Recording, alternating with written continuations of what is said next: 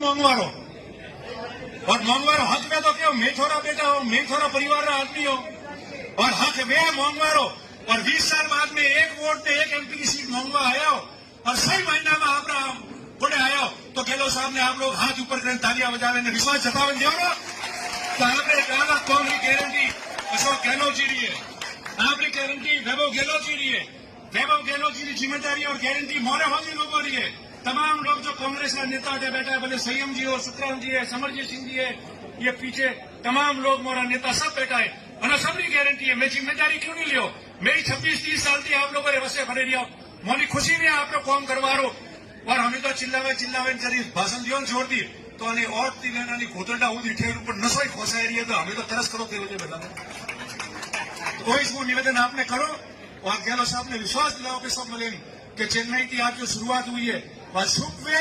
और अच्छा भारी मतों की आपने आशीर्वाद की कांग्रेस की सीट जितावे मिलेगा और आपने कौम में कोई कमी नहीं रही। मैं लोग आपने विश्वास दिलाने जा रही हो। आप तमाम लोगों को बहुत बहुत धन्यवाद, बहुत बहुत आभार। जय हिंद।